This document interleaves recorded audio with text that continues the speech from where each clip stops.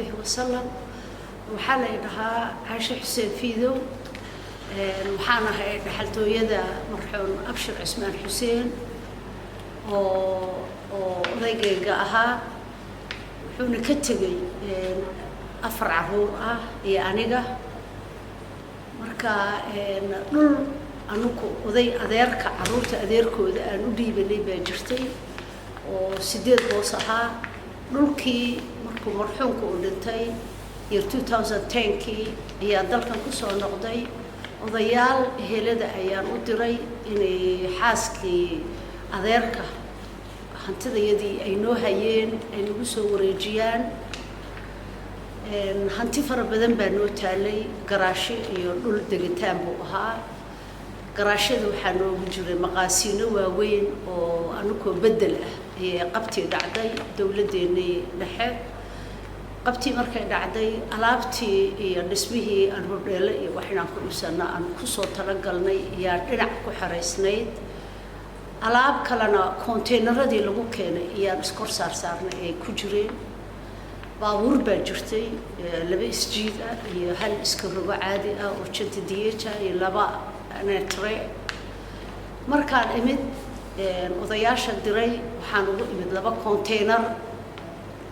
dhammaanba maqaasiinkii weynaa alaabta nooga buuxdayna iyadoon irbadi ku jirin baan usoo noqday marka arrintaasi ay dhacday waxaan isku dayay bal konteynarada alaabta ku jirta keliyeeta in labada konteynar ee hadhay ina tolka loo yeedho iyo xaajiyadana gacanta ku haysa marxuumku ka dhintay adeerku ka dhintay inay nagu soo wareejiso qodayaashii muddo 6 bilood si wadaba wareegayeen markii dambe waxay yiraahdeen islaantii way diiday inay alaabtii kugu wareejiso baabuurta uu igu wareejiso baabuurtiina lagu wareejinayo waa noqday caruuran dibadda kaga imid dib baan u noqday markaan dib u noqday haddana waan soo noqday 2012kii markaan soo noqday ayaa haddana odayaashii waxaan dhahay maxaad ii haysaan waxbana waxaan kugu talinaynaa inaad dacwootid dawlad baa jirta dawladda u dacwo dawladdii waxaan imid aniga markii ugu horreysay sheekh shariif dawladdii xasan sheekha dhalatay dacwadeedii aan galay waxaan ka bilaabay degmada howlwadaag degmadii howlwadaag markii la yidhi warqadihiina keensada ana warqadahayga dhulka aan ku lahaa aan geystay waxway keeni waayeen muddo kadib sidii waxaana lagu wareejiyay 2013kii haddana waxaana lagu wareejiyay khilaafaadka haddana u yeedhay dhowr jeer markii casuumeen ee warqadihii keena la yidhi marna ay leeyihiin dibad bay jiraan warqadahayagii marba wax sheegayaan markii dambe xukunkii ay waxba keeni waayeen ayaa naloo xukumay oo biliiska taliska guud loo qoray inna lagu soo wareejiyo dhulkaas oo dadkaas sharci darrada ku degan laga kaciyo ma ayna dhicin laakiin nasiib darro waxaa haddana aan bilownay maxkamadiisaan ugu soconay ilaa darajooyinkii dib u eegid hor istaag wax kasta markaan dhammaynay 2015kii ayaa haddana xukunkii maxkamadda sare soo baxay iyadoo haddana dib u eegidii iyo hor istaagii wixii oo dhan dhammaadeen darajooyinkii maxkamaduhu dhammaadeen 2015kii haddana nin xil dawladda u hayay ayaan hor istaagay oo nagu fadhiistay xoog noo sheegtay 2016kii ayaa haddana maxkamaddii aan ku soo noqonnay maxkamaddii markaan ku soo noqday reerkii dhulka deganaa baa loo yeedhay waxaa la yidhi waxaad haysatiin waa inaad keentaan waxay keeneen warqad cabdalla shireeye ah oo ay ku qoran tahay aabbahayo iyo hooyada iyo annaka nagu wareejiyey aaway aatadii iyo dhulkan qofkii idinku wareejiyey aatadii keena aata ma leh haddana waxayna waan gadanay waxaad ku gadateen aatadii keena ma leh waana la siiyo waana loo hibeeyey wixii laydinku hibeeye keena ma leh intaas odayaal iyo balaayo iyo waxaa la wadaa la hadlo oo qayb hana siiso iyo hana looga qaado iyo rabshado fara badan iyo dagaal fara badan silic fara badan baa arrintan la igu soo mariyey anigana dee caruurtaydii maanta xaqii aabbahood inaan maanta ka seexdo hadduu aabbahood dhintay booskii aabbahood iyo booskii hooyaba anaa taagan waxaan ku talagalay caruur maanta dibad ku dhalatay oo ku kortay maanta dadkan sidan ah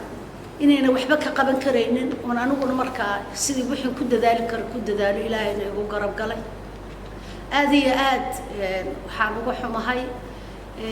intii waqtiga hadda dheer ee soo qaatay oo ahaa muddo 10 sanadood ah 10 sanadood markasta warqad fulinta la isiiyo year 2016kii askari baa lagu dhaawacay waa lagu kala tagay year 2017kii General Saacid iyo haddana fulin u diray waxaa la dhufays baa meesha yaalo oo ciidamo waxaa la keensaday oo military ah haddana waa laga soo noqday waxaan oo dhan aan soo maray hadda maanta waxaan aad iyo aad ugu faraxsanahay in dhulkayagii maanta nalooga qaadayo oo nalagu soo wareejinayo oo maanta ilaahay subxaana qaadir uu gacanteeda soo gelinayo waxaa farxadaasna isiiyay maanta anagoo ku sharfaaya madaxweynaha dalkayga Maxamed Cabdullaahi Farmaajo ra'iisul wasaare Xasan Cali Khayre maxkamadda sare maxkamadda racfaanka maxkamadda gobolka Banaadir cadaaladda xer ilaalinta dhammaan waxaan u mahadnaqayaa mahadaas inay maanta dawladda jirta ee xaqa maanta naga maqnaa gacanteeda ay soo galiyeen khaas ahaan gudoomiyaha maxkamadda gobolka Banaadir Muuse Macalin Maxamed iyaan aad iyo aad